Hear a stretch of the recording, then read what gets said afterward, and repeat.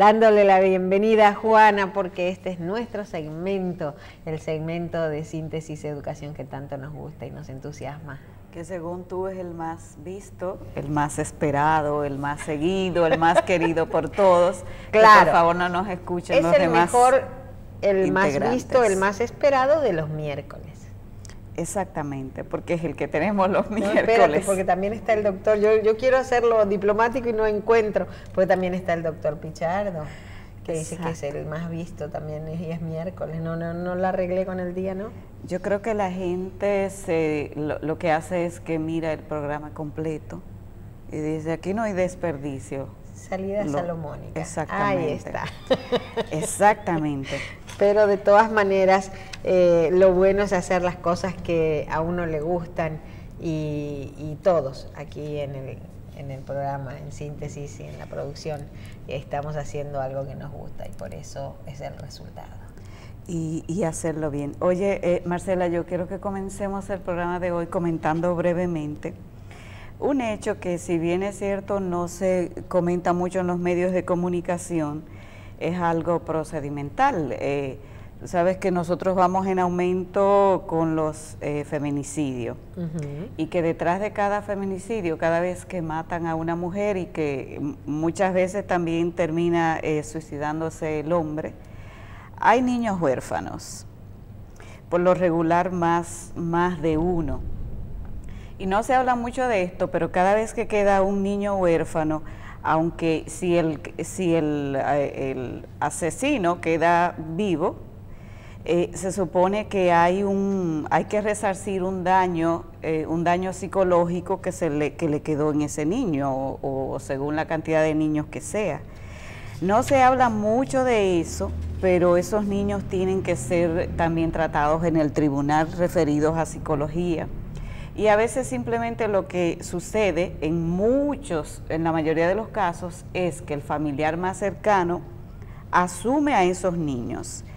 Y como sociedad no tenemos información clara y precisa, ni ninguna garantía de que esos niños recibieron el trato adecuado. Y si hay seguimiento de parte de las autoridades. Y si hay seguimiento. De hecho, estaba viendo estadísticas y en el 2017 se reportaban, eso a finales de noviembre del 2017, se reportaban alrededor de 340 niños huérfanos por causa de los feminicidios. Sabemos que CONANI trabaja directamente con fiscalías en ese tema, pero a ciencia cierta no sabemos si hay en algunos casos hogares de acogida para todos, y no sabemos si hay psicólogos y psiquiatras que trabajan y dan seguimiento a esos niños. Y bien, que no es un duelo peculiar, el duelo en un niño de por sí, cuando pierde a sus seres queridos, a sus padres, es un tema complicado porque no siempre pueden explicarlo, y más si se trata de un asesinato, y aún más si han sido testigos de eso. Entonces es bueno abordar este tipo de temas en segmentos como este. Para eso está con nosotros la licenciada Lorraine Isa. Ella es psicóloga clínica y terapeuta familiar y de pareja, que viene a hablarnos un poquito de este tema tan difícil. ¿Cómo le va, licenciada? ¿Cómo está usted? Buenos días, muchas gracias, todo bien. Gracias por la invitación. Este tema, y ahora me sorprendió en realidad esa investigación que hizo Juana, 340 niños el año pasado que están en situación de orfandad con este tema de los feminicidios. ¿Qué es lo que pasa con un niño? Sobre todo cuando está presente en el momento que el papá le quita la vida a la madre. Así mismo, fíjense, es un tema que, como bien han mencionado, es penoso, es preocupante y es muy importante tocarlo y llamar a la sociedad a estar atentos a las necesidades que presentan los niños cuando pierden a uno de los progenitores o a ambos y quedan en estado de orfandad. Es muy usual que los familiares se hagan cargo de estos niños y los adopten y los cuiden hasta que se hacen adultos. Sin embargo, el manejo del duelo en unas circunstancias tan delicadas como estas no siempre es bien atendido, no siempre es bien manejado. Usualmente las familias tienden a ocultar una información que es perceptible para el niño, que es visible para el niño, que es tangible muchas veces, porque como mencionaba, de alguna manera los niños están presentes, o si no están presentes en el momento del asesinato, están presentes en el momento en el que los familiares pues tienen reacciones emocionales, tienen el cuerpo en la casa donde lo velan, y los niños comienzan a ver un cambio en la familia y muchas veces... Y drástico, y de un momento a otro. Exactamente. Entonces, de alguna forma, hay muchas familias que cometen el error de ocultar la información que ya el niño está viendo, que ya el niño está percibiendo. Entonces, el principio para un buen manejo de este proceso de duelo en el niño es hablar con la verdad. Es hablar con la verdad y explicarle al niño que ya mamá o papá no está vivo, ¿ok? Muchas veces, y de acuerdo a la edad, se recomienda no dar mucha información sobre el acontecimiento, porque se ha estudiado de que el niño a corta edad, vamos a decir primera, segunda infancia, antes de la adolescencia, tal vez no necesita esta información. Lo que necesita entender es que ya no está vivo y qué pasa con las personas que pierden la vida, que dejan de respirar, que dejan de moverse, que ya no ven, y explicarle de acuerdo a los signos vitales qué significa que una persona pierda la vida. Muchas veces se ponen ejemplos como las hojas de los árboles cuando caen, o los animales cuando también pierden la vida y dejan de respirar, dejan de moverse, y de acuerdo a las creencias religiosas de los familiares, se les explica si tiene otra vida espiritual, si va para el cielo, pero lo ideal es comenzar a hablarles con la verdad. Y qué difícil es decirle eso de va para el cielo, porque los niños miran hacia arriba y dicen, pero yo no veo a nadie. Exactamente. Es muy complicado. Siempre yo estoy también de acuerdo con el tema de la verdad, no solamente a los niños, sino a todo el mundo. Pero qué difícil es eso. Es sumamente difícil. No hay un momento adecuado, porque cualquier momento va a ser difícil y doloroso.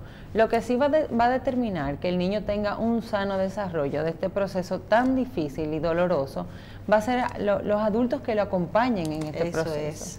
Que sean adultos sanos, que sean adultos que aunque estén tristes y devastados por la pérdida, que puedan tener la capacidad de seguir adelante, de vivir su tristeza y su dolor, pero de ser adultos fuertes frente al niño también. Entonces, como esto no siempre es posible, lo más recomendable es que se busquen ayuda.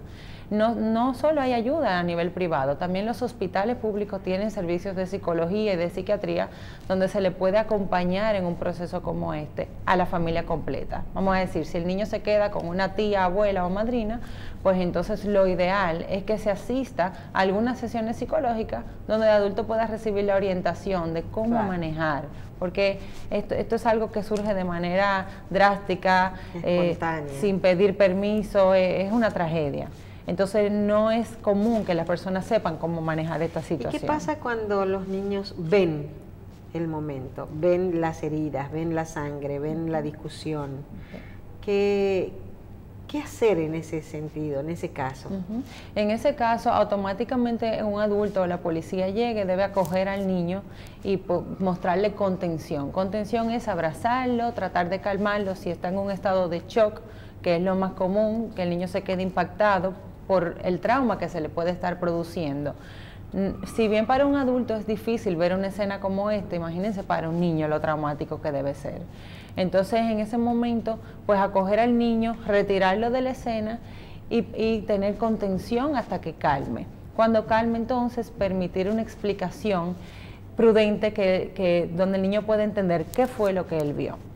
Porque si bien es cierto que en ocasiones no es necesario darle información de cómo fue y los detalles de cómo murió, hay veces que es imposible que el niño no esté presente en esas escenas. Y lo que hay que hacer es explicar qué fue lo que sucedió. Que hay personas que se equivocan, que hay personas que están enfermas y que cometen errores como estos. ¿Okay? Eso dependerá de la edad de los niños y del nivel educativo que tenga la familia. Sí, depende mucho de la edad, porque por ejemplo los niños que son menores de 6, 5 años ven la muerte como algo reversible, ¿ok? Claro. No lo ven como permanente. Exactamente. ¿Cuándo va a regresar papá? ¿Cuándo va a regresar? Y es muy importante que los adultos sepan que estas preguntas recurrentes e insistentes sobre cuándo va a regresar y cuándo viene ¿Cuándo mamá, se va a despertar? ¿Cuándo se va a despertar? Hay que respondérsela como el primer día, con la misma paciencia, el mismo amor, y explicarle, ya papá no está, ya mamá no está, y ellos están en otro lugar tal vez. Lo que sí es importante, hablando del tema de la verdad, es no decir está de viaje, no, o se fue y vuelve, o papá Dios se lo llevó, porque si papá Dios se lo llevó, entonces en papá Dios es malo. me va a llevar a mí también. Exactamente. Entonces, sí, o se lo llevó porque es bueno y necesita un angelito, bueno, pues entonces, ¿cuál es, qué es lo no bueno? voy a ser bueno porque me van a llevar. Exactamente. O sea, hay que tener mucho cuidado con las cosas que uno sí, dice. porque hay mensajes que se le quedan al niño grabado y comienza a preguntar de la veracidad. Eso la gente suele decirlo mucho cuando muere un niño.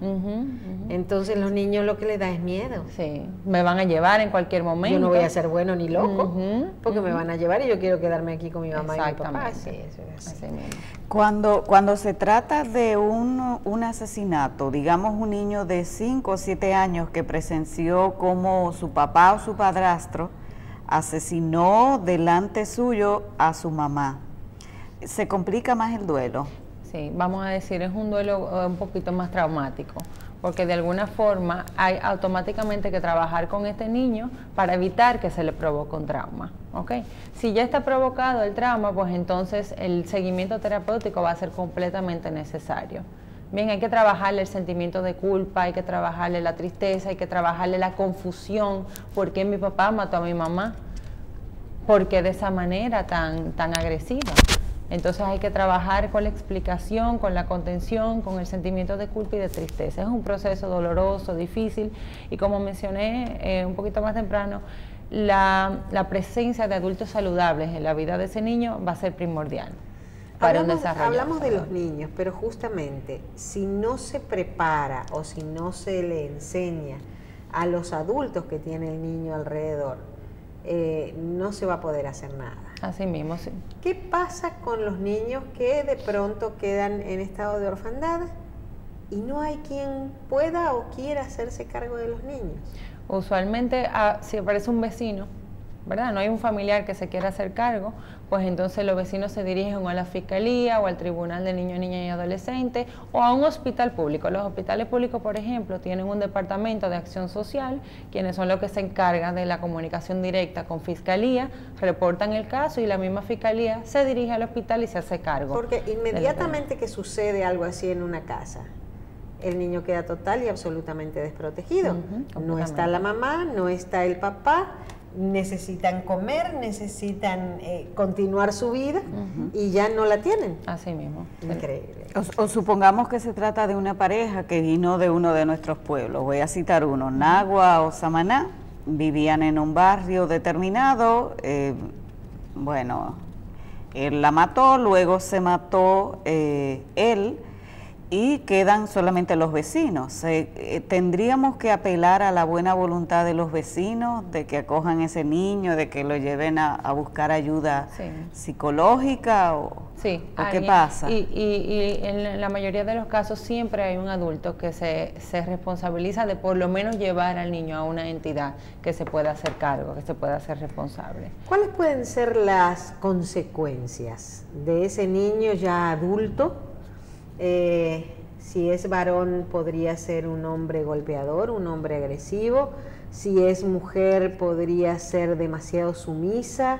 ¿Cuáles podrían ser lo que pasa con ese niño ya crecido? Sí, fíjate, desde antes de que se provoque un feminicidio ya hay conductas de agresión de género, de violencia de género. Y los niños aprenden lo que ven. Los niños lo observan, los niños lo perciben, por más que se quiera ocultar, ¿qué no sucede? Los padres que son agresivos, pues frente a los niños tienen la conducta violenta.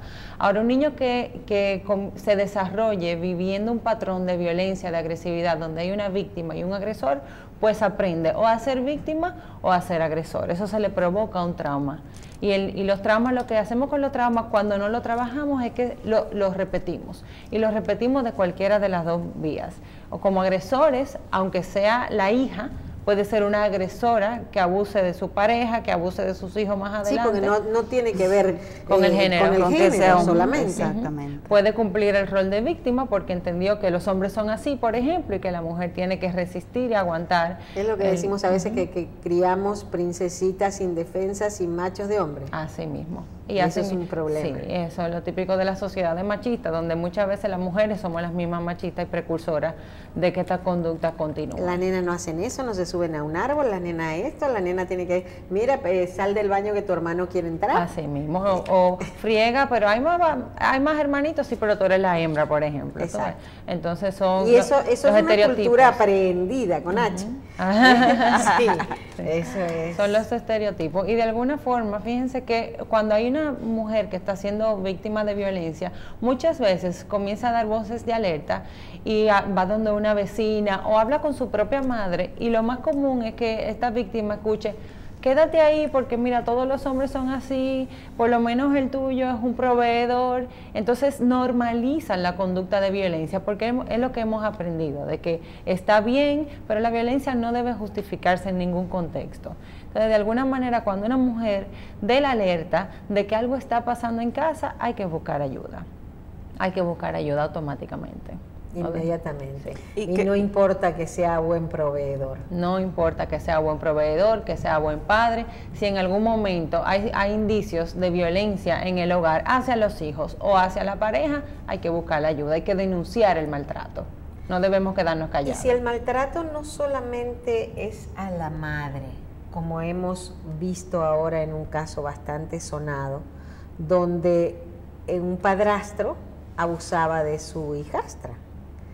Y la madre, cuando se lo dijeron en el colegio, según lo que yo he leído, cuando le dijeron en el colegio: mire, su hija tiene problemas, creemos que está sucediendo esto, en vez de denunciarlo, la cambió de colegio. Y fue el segundo colegio que dijo lo mismo, que denunció el mismo colegio porque ella no lo iba a denunciar. Quizás volvemos a lo mismo. Un gran proveedor, una persona económicamente bien, con un buen cargo, y no quería perder eso, y puede valer más para una mujer que la salud física, moral, emocional de su propia hija. Así mismo, se han dado los casos de que las mismas hijas denuncian a la madre un abuso de algún tipo, sexual o físico o verbal. Entonces de alguna forma la madre intenta ocultarlo. Fíjate cómo esa madre lo primero que hizo fue cambiarla de colegio para mantener el secreto. Para mantener el secreto. Se le da más valor a esta persona que está dando tanto materialmente, y se le tiene un agradecimiento que se convierte en una lealtad. Y es una lealtad que tiende a ser mayor que la lealtad hacia los hijos. Pero muchas veces hay estudios... Sí, ¿cómo puede ser? Y habría que ver en este caso si esa madre fue violada cuando niña, y inconscientemente esa no sanó, no trabajó ese trauma, y luego... Y lo ve como normal. Sí, no, y lo repitió, lo recicló con las hijas, no hizo nada. Y habría que ver cuántos casos manejamos en la sociedad, porque este ha salido a la luz, tal vez por de quién se trata, pero tenemos muchísimos casos que no salen a la luz. Así mismo. Vivimos en medio de eso. Así es, ¿no? El jueves pasado estuve leyendo la noticia de que hubo 8 feminicidios en diferentes partes del país. Sí. Un fin de semana largo. Un día. Sí. Entonces, de alguna forma, así como tú mencionas, hay estudios que demuestran que muchas de las madres que no resuelven las situaciones de abuso en el hogar es porque ya han sido víctimas y no saben cómo manejarlo. Y hay un porcentaje de niñas, no sé, a ti que te gustan tanto las estadísticas. Si hay algún porcentaje que diga cuántas niñas en su edad de menores han sido abusadas. Debe ser un porcentaje que nos asombraría, yo creo. Realmente. Nosotros como país, hasta donde he leído, y usted nos corregirá, no tenemos estadísticas oficiales. La verdad es que nadie se sentiría muy contento. No, porque fíjate, hablando de aquí esto, es uno de los países donde más matrimonios infantiles hay. Y ese matrimonio infantil, no nos engañemos, en más de una oportunidad es una obligación porque mira lo que le hiciste a mi nena, y quizás muchas de esas nenas que quedan embarazadas y se terminan casando son víctimas de un abuso, de una violación, sí, no de un consenso, porque además un menor de 12, 13, 14 años no tiene la posibilidad de contestar si sí o si no. Ayer veía con tristeza profunda que ayer hubiera sido el cumpleaños número 17 de Emily Peguero, y su hijo ya hubiera tenido, en el caso de que le hubieran permitido vivir, 6 meses. Así es. Increíble. Increíble. O sea, nosotros veíamos a esa muchachita como un poquito mayor, ¿verdad? Y hubiera cumplido el día de ayer 17 años. Una menor de edad todavía. Una niña. Sí, habría que ver, como dijo alguien en un texto en una ocasión, los malestares de la cultura. Hasta qué punto tenemos costumbres que sin darnos cuenta las vamos viendo como normales. Cito el caso de una familia pobre que tiene una muchachita de 14 años con un cuerpo muy bien desarrollado, muy linda, y cualquiera de nuestros diputados o funcionarios que se interese en ella puede ser una especie de salvavidas para esta familia. Bueno, va a tener la comida segura y dio un golpe de suerte porque le va a resolver el problema a todo el mundo. Hay tantos patrones. Aquí yo siempre he criticado el hecho de que los niños tienen que estar saludando con besos y abrazos a cualquiera. Salúdalo, anda, siéntate en las piernas. La intención puede ser súper buena, pero sabemos ya por muchos expertos que nos los han dicho y los estudios también, que los abusos sexuales los comete una persona cercana al niño y a la niña. Entonces hay una mezcla de patrones y costumbres que sin darnos cuenta son permisivas para toda clase de abuso y de violencia. Las creencias, los mitos que nos enseñan y no nos enseñan desde pequeñitos a poner límites, a decir, bueno, no te quiero dar un beso, respétame, respeta mi cuerpo, respeta mi decisión, respeta mi espacio. Y eso es importante que se lo enseñemos, porque no es solamente a las niñas. A los niños no también. No es solamente a las niñas. Estamos viendo casos de abusos, ni nombrar Chile y demás, ¿no? Que también nos asombra muchísimo. Y cómo enseñarle a nuestros hijos a decir que no, a decir me molesta, a decir no me gusta, y no obligarlos ni a dar un beso, ni a sentarse en la falda de nadie, ni nada por el estilo, o sea, mujer, hombre, niño, niña. Enseñarle el valor del respeto a la individualidad. Exacto. Independientemente de que sea pequeño, una persona. Exacto. Y es un individuo, y tiene derechos, y tiene, ya desde esa edad, pequeñito, tiene derecho de decidir. Es decir, si quiero darle un beso, acercarme a alguien, o si no lo quiero. Y que se puede ser educado sin necesidad de caer en ser complaciente. Pero volvamos al tema del duelo. Usted sabe muy bien que no en todos los casos está la atención psicológica debida. O sea, aquí lo hablamos, pero la práctica dice que los hospitales están abarrotados, las fiscalías no dan abasto, y CONANI siempre se ha quejado de que tiene insuficiencia de personal y de estructuras para acoger y para atender a estos niños. Hay otras instituciones, digamos, la familia, la escuela, que se pueden sumar a este proceso de reconstrucción de duelo, de resolver el duelo, sobre todo cuando ha sido una experiencia traumática la pérdida de los padres.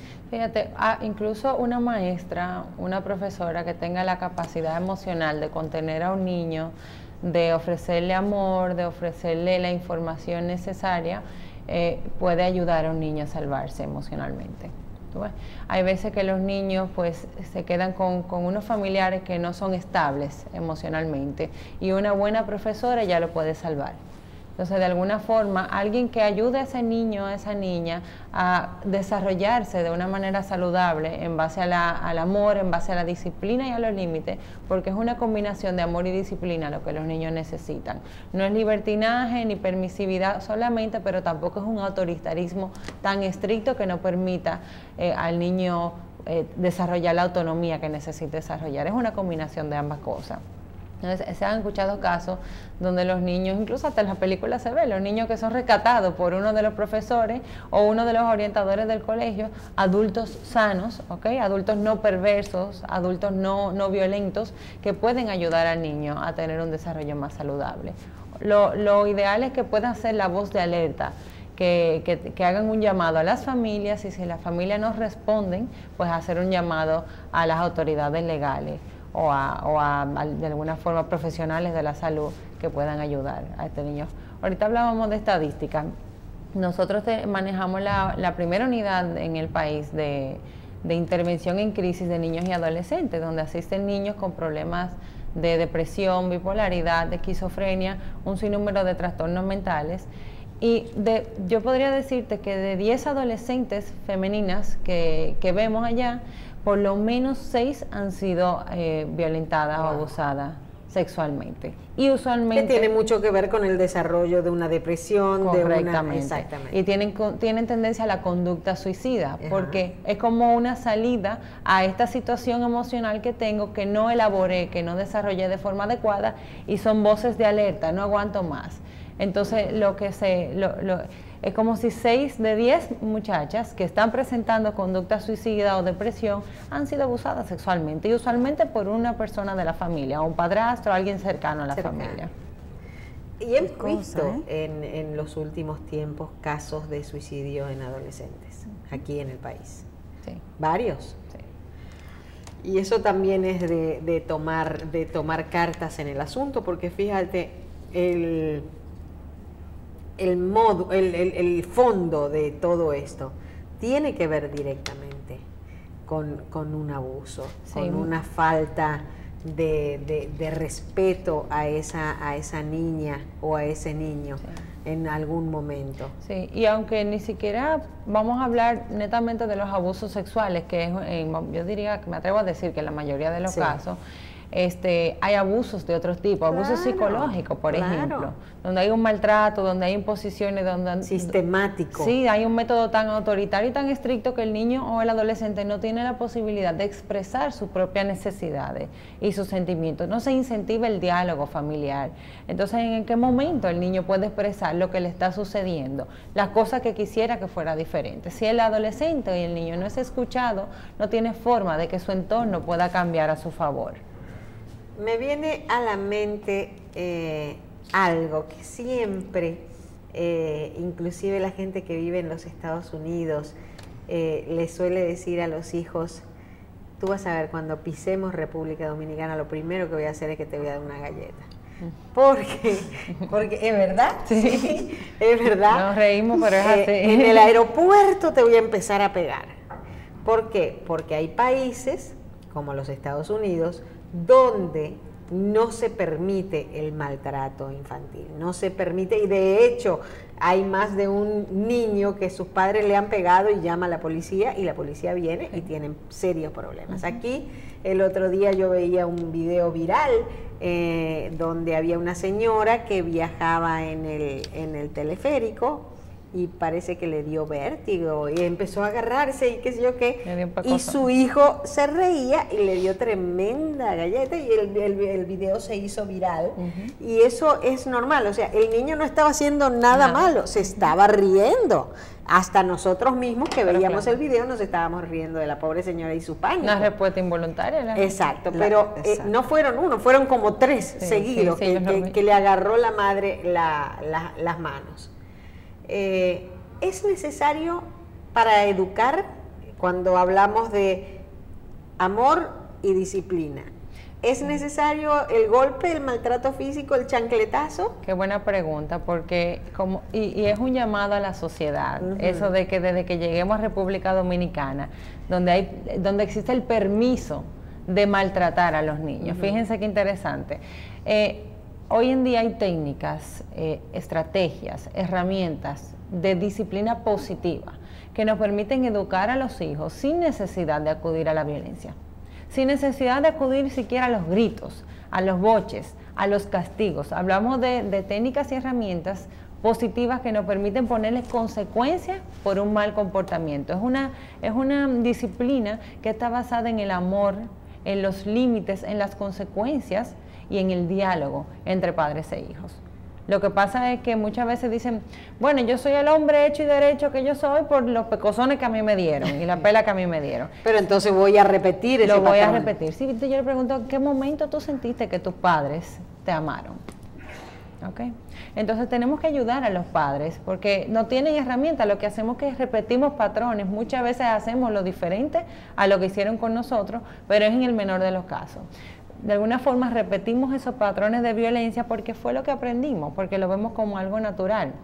En lo que hay que ayudar a los padres es a aprender diferentes formas de corregir, de disciplinar, porque ya no es necesario violentar a un niño para que entienda. Los niños entienden con el diálogo, entienden con métodos de disciplina que conlleven consecuencias lógicas y naturales y que le ayuden a entender cómo funciona la vida, cómo funcionan las reglas y la importancia de cumplirlas. Hay algunos pasos a seguir cuando estamos ante el caso de un niño que tiene que resolver un duelo, no importa por qué razón sea, porque si, oyéndola hablar entramos al tema de abuso, de violación, de orfandad. Hay algunos pasos que debe dar ese niño para resolver esa situación que ha experimentado como dolorosa o como pérdida. Sí, el primer paso es la información que el adulto le provea, debe ser fidedigna, debe ser la verdad de lo acontecido sin muchos detalles. Ofrecer la contención emocional al niño en el transcurso del duelo, donde el adulto entienda que la tristeza que ese niño va a manifestar es natural y debe permitírsele. El niño debe entender que ese sentimiento de dolor, de tristeza, de confusión es natural. Entonces, el acompañamiento del adulto con la información, con la contención y más adelante, si fuese necesario, una ayuda, una asistencia psicológica es lo que va a ayudar al niño a superar ese proceso tan doloroso como lo es el duelo de la pérdida de los padres y sobre todo cuando es una tragedia como la de un feminicidio, pues el acompañamiento de los adultos y el seguimiento terapéutico es lo que lo va a ayudar a tener una vida saludable sin la presencia de un trauma. Y en el caso hipotético de que nosotros tengamos unos vecinos que vemos o sentimos o escuchamos violencia entre ellos, violencia para con los niños, ¿qué debemos hacer? ¿Debemos denunciarlo? Correctamente, debemos denunciarlo.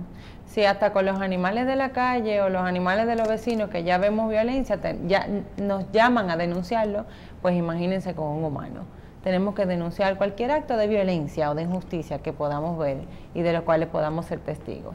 Es denunciar, asistir a la primera fiscalía que esté cercana y entonces de alguna forma presentar esa denuncia y que se hagan responsables esos organismos. Bueno. ¿Y cómo evitar, y esta pregunta la tengo muy presente y quiero aprovechar su presencia para hacerla, cómo evitar caer en este estado, parece colectivo, de coger pena? Ahora como que todo nos mueve a pena y a la poca acción. ¿Cómo convertir esas desgracias, por decirlo de alguna manera, en oportunidades? No todos tendrán la atención requerida, no todos los pobres y muchísimos ricos no piensan como en lo necesario que debe ser un psicólogo, un experto en conducta. ¿Cómo se aprovecha esa desgracia para convertirlo en una oportunidad? Lo ideal es que cada vez que vemos un feminicidio podemos entender que antes de ese acto hubo acciones violentas, hubo acciones de agresiones verbales, físicas o amenazas que están alertando de que, vamos a decir, son detonantes de una agresividad. Son predictores de violencia. Cualquier amenaza verbal, cualquier gesto violento, pues son predictores de actos de violencia. Lo ideal es que las personas puedan ir entendiendo de que en el momento en el que se sientan agredidas o intimidadas, tienen que buscar la ayuda. Es una forma de comenzar a buscar la ayuda desde el primer indicio de violencia que recibamos, con el que no nos sintamos cómodas o con el que no nos sintamos respetados de alguna forma. Bien. Qué tema tan interesante, tan doloroso como sociedad, pero interesante y necesario. Usted me va a permitir, además de decirle que usted es una estrella, que es preciosísima. Gracias. Sí, ¿verdad? Porque, muy linda. Porque es real y se ha manejado maravillosamente bien, lo que me permite decirle que la vamos a estar invitando para con otros temas. Yo encantadísima de venir. ¿Verdad? Entonces, muchísimas gracias. Le damos a la licenciada Lorraine Isa. Ella es psicóloga clínica y terapeuta familiar y también terapeuta de parejas. ¿Hay algún teléfono donde la pueden llamar? Pues claro, el 809-907-7974. Bien, muchísimas gracias por haber estado con nosotros. Y a ti, Juana. Hasta el miércoles. Si Dios lo permite. Así será. A ustedes los despido hasta mañana, siempre y cuando el Señor también así lo disponga.